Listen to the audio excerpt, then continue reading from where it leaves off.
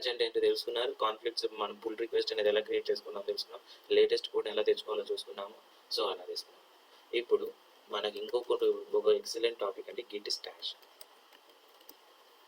Git stash, stash memory అంటారు కొంతమంది, stash changes అంటారు,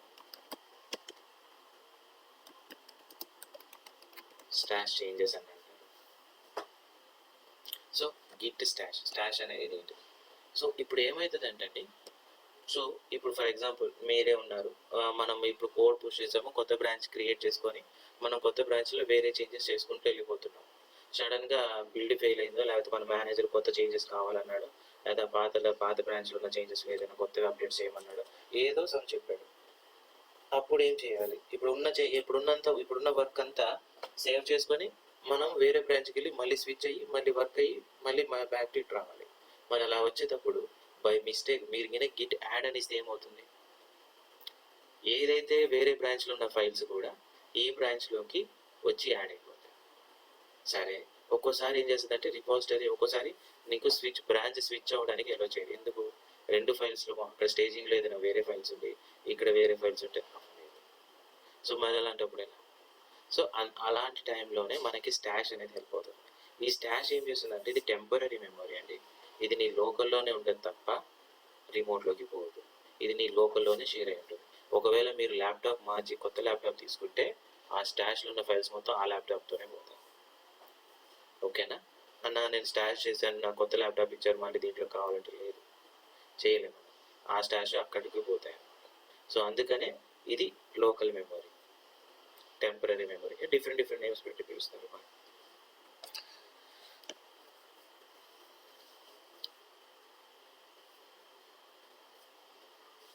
సో ఇప్పుడు రెండు సినారీస్ ఎలా వస్తాయో చూపిస్తాను కదా. ఇప్పుడు నేనేం చేశాను, ఈ ఫస్ట్ బ్రాంచ్లో విఐ అని చెప్పేసి ఏదో ఒక ఫైల్ని మాడిఫై చేశాను. ఓకే, 3 అని ఇచ్చేసాను. సరే, ఎస్కేప్ డబ్ల్యూకి అండ్ ఇప్పుడు నేను ఇది గిట్ యాడ్ స్టార్ట్ చేసి తర్వాత గిట్ అయిపోయినా చెప్పి డబుల్ కోర్స్లో ఏదో ఒకటి ఇచ్చాను ఎంటర్. తర్వాత గిట్ పుష్ చేయండి, లోకల్లో నేను చూసుకోవాలి కాబట్టి. ఇప్పుడు నేనేం చేస్తాను, గిట్ చెక్అవుట్ ఫన్ అని ఇస్తాను. తర్వాత git pull origin main latest కూడా ఏదైనా ఉంటే బెస్ట్ ఆప్షన్ చెప్పి తెచ్చుకుంటాను. సో ఇప్పుడు ఈ ఫన్లో కూడా విఐ 2.txtని మాడిఫై చేస్తాను. సో ఐ ప్రెస్ చేస్తే కాన్ఫ్లిక్ట్ సంగతి తర్వాత చూసుకుందామండి, లేకపోతే 3 ఎంటర్లు ప్రెస్ చేసి చూద్దాం. వస్తే ఏదో ఒకటి కాన్ఫ్లిక్ట్ వస్తే తర్వాత చూసుకుంటాం. అది తర్వాత మనకు ముందు ఈ కాన్సెప్ట్ తెలియాలి కాబట్టి చెప్తున్నాను. సో పదండి, ఇప్పుడు నా మేనేజర్ కాల్ చేసి పాత దాంట్లో కొంత చేంజెస్ చేయాలి, అది చెయ్యి అని చెప్పాడు. ఒక్క నిమిషం హ్యాంగ్ అయింది.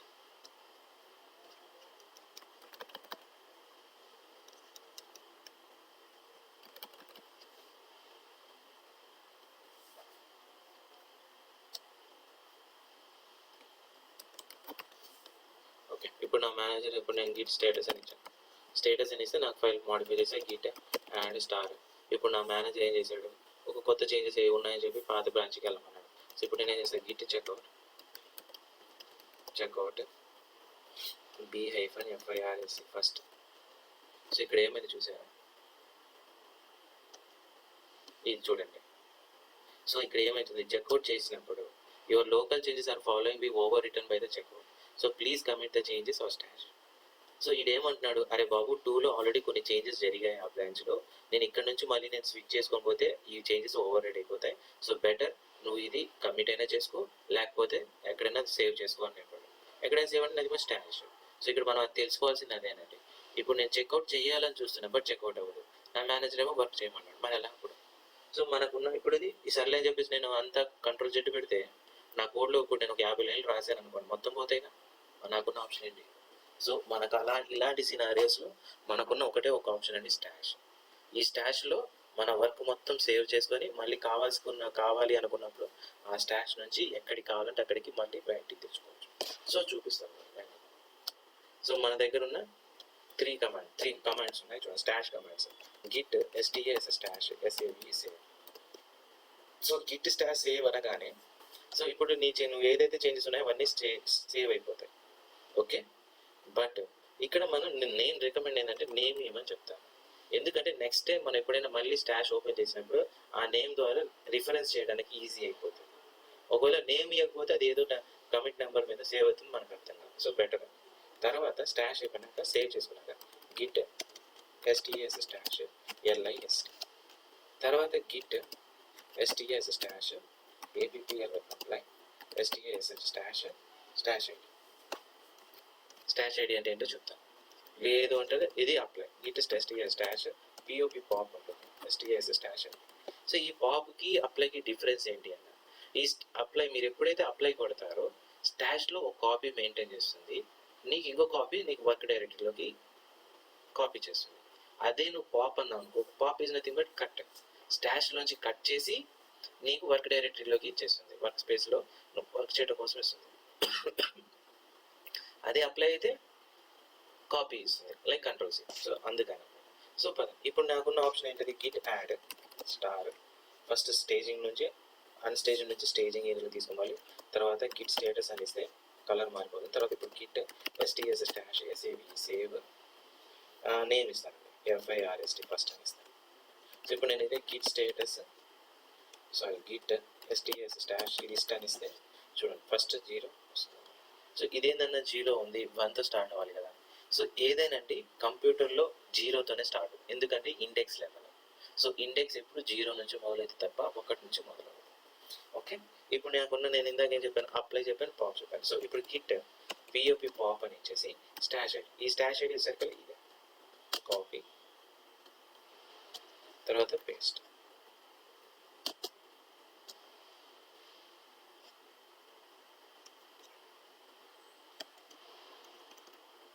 ఎంటర్.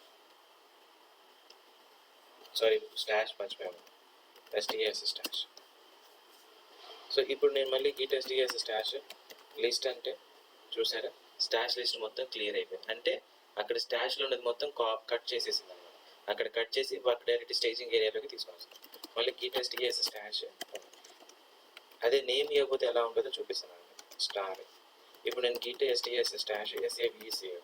ఇందాక నేను స్టాష్ అని చెప్పి సేవ్ చేసి ఒక నేమ్ ఇస్తే స్టాష్ డైరెక్టరీలో నేను ఇచ్చిన నేమ్ కనిపించింది. నేను ఇక్కడ సేవ్ ఫస్ట్ అని ఇవ్వగానే ఆ నేమ్ ఇక్కడ కనిపించింది. అదే నేను ఇప్పుడు స్టాష్ సేవ్ ఏమి ఇవ్వను, జస్ట్ ఎంటర్ చేస్తాను, ఏమవుతుందో చూడండి. సో ఇప్పుడు గిట్ స్టాష్ లిస్ట్ అని ఇస్తే చూడండి, ఇక్కడ చూసారా, అదేదో కమిట్ నెంబర్ వాడుకొని పుల్ రిక్వెస్ట్ అంటే ఏదేదో వాడుతుంది. సో ఇప్పుడు ఇన్స్టెంట్ ఇప్పుడైతే గుర్తుంటుంది, అదే ఒక 3 రోజుల తర్వాత చూస్తే అర్థం కాదు. సో అందుకనేనండి నేను చెప్పేది ఏంటంటే ఒక నేమ్ ఇష్టం వల్ల మనకు ఒక అడ్వాంటేజ్ తప్ప డిసడ్వాంటేజ్ లేదు. ఇప్పుడు నేను ఇదేం చేస్తాను, వర్క్ డైరెక్టరీలో తెచ్చి వర్క్ చేయాలనుకున్నాను. సో ఇక్కడ మనకున్న command git STS stash pop already చూసారు కదా, APPL apply stash. So paste.